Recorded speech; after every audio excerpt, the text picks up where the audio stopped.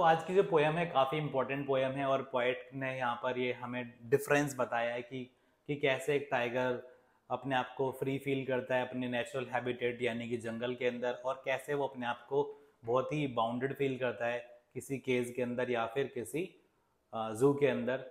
Basically यहाँ पर दोनों की अलग अलग स्थितियों को बताया है कि वो अपने आप को फील फ्री करता है जंगल के अंदर और हैप्पी फील करता है वो, but in the case he roars with anger, यानी कि वो गुस्से से दहाड़ता है, चिल्लाता है, वो बिल्कुल भी अपने आप को हैप्पी फील नहीं करता है। एंड पॉइंट यहाँ पर साथ ही साथ फ्रीडम की इंपॉर्टेंस भी बताना चाहते हैं कि कैसे फ्रीडम सभी के लिए इंपॉर्टेंट है, यानी कि ह्यूमन बींग्स के लिए भी जितनी इंपॉर्टेंस फ्रीडम रखती है सेम एज इट इज़ उतनी इंपॉर्टेंस ये एनिमल्स के लिए भी रखती है। ज़रूरी नहीं है, फ्रीडम सभी को प्यारी होती है, यानी कि स्वतंत्रता, फ्री रहना सभी को पसंद है, कोई भी किसी भी बाउंडेशन में रहना पसंद नहीं करता है। यहाँ पर जो फर्स्ट की पॉइंट दिया गया वो है the poet describes a tiger in the zoo as well as in the natural habitat. जो पोएट है यहाँ पर एक टाइगर को डिस्क्राइब कर रहे हैं, बता रहे हैं कि कैसे वो जो टाइगर है वो जू के अंदर कैसा दिखाई देता है एंड इट्स नेचुरल हैबिटेट, यानी कि फॉरेस्ट के अंदर अपने आप को वो कैसा फील करता है और कैसा दिखाई देता है। In the case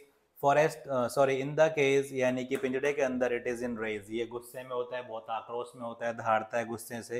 and walks over the pads of velvet, और ये वेलवेट के पैड्स पर वॉक करता है, यानी कि इसको वेलवेट के गद्दे मिले होते हैं लेकिन उसके बावजूद भी ये यहाँ पर बिल्कुल भी खुश नहीं होता है। Next, but in the forest it looks natural and walks freely, लेकिन जब ये फॉरेस्ट यानी कि अपने नेचुरल हैबिटेट में होता है तो it looks natural and walks freely, ये बहुत ही नेचुरल होता है, बहुत प्राकृतिक दिखाई देता है और ये आराम से इधर उधर घूम रहा होता है। उस टाइम हम इसके आसपास नहीं घूम सकते हैं। He hides himself behind the bushes to catch its prey, जब ये फॉरेस्ट के अंदर होता है तब ये अपने आप को हाइड कर लेता है, कि अपने आप को बसेस के अंदर हाइड कर लेता है, यानी कि झाड़ियों के पीछे हाइड कर लेता है। And buses to catch his prey, यानी कि अपने प्रे यानी कि अपने शिकार को पकड़ने के लिए। प्रे मीन्स क्या होता है जी? शिकार। अपने शिकार को पकड़ने के लिए अपने आप को छुपा लेता है। In the forest he terrorises the villagers, और जब ये जंगल में होता है तो ये लोगों को डराता है अपनी रोड से, अपनी दहाड़ से।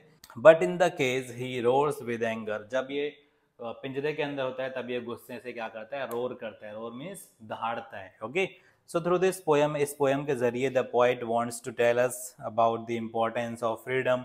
It is clear to all that freedom is important, not only for human beings but also for animals। Point यहाँ पर बेसिकली यही बताना चाहते हैं कि जो फ्रीडम की इंपॉर्टेंस है वो सभी के लिए क्या है? बराबर इंपॉर्टेंस रखती है। यहाँ पर पॉइंट ये बताना चाह रहे हैं कि जो फ्रीडम है वो सिर्फ और सिर्फ मनुष्यों के लिए, ह्यूमन बींग्स के लिए इंपॉर्टेंट नहीं है, सभी चाहते हैं कि उनको भी क्या हो? फ्रीडम मिले, यानी कि जो एनिमल्स हैं उनको भी फ्रीडम बहुत ही ज़्यादा पसंद है।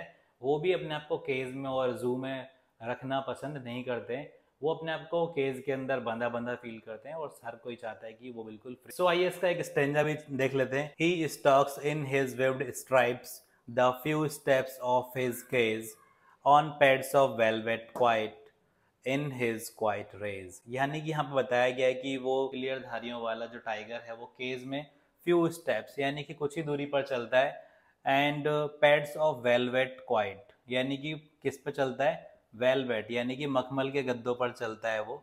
उसको बहुत आराम दिया गया है वहाँ पर ताकि उसको कोई प्रॉब्लम ना हो, but still he is not happy over there, वो वहाँ पर बिल्कुल भी खुश नहीं है, because he likes only only and only his natural habitat in his quite rage. और वो कैसे चलता है यहाँ पर?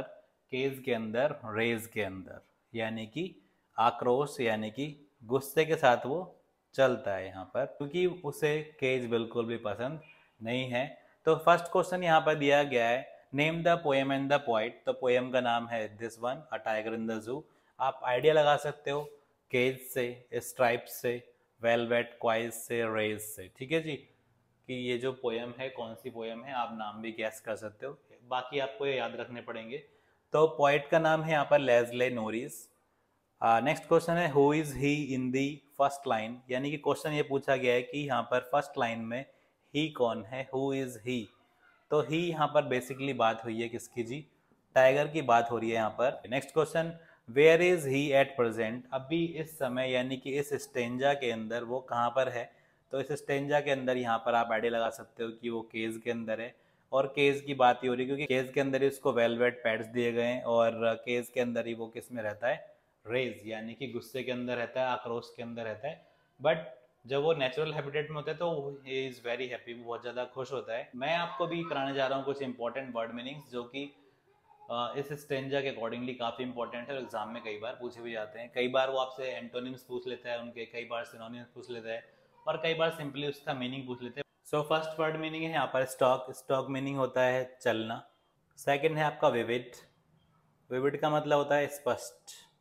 स्ट्राइप्स का मतलब होता है धारियाँ, यानी कि जो टाइगर के शरीर पर जो धारियाँ होती हैं उनकी बात हो रही है। क्वाइट का मीनिंग होता है आपका शांत। रेज का मतलब होता है क्रोध। प्लम्प का मीनिंग होता है जी आपका मोटा ताजा, या फिर आप इसको हेल्दी भी बोल सकते हो। एड्स का मीनिंग होता है किनारा, किनारा। रोर का मतलब होता है दहाड़ना।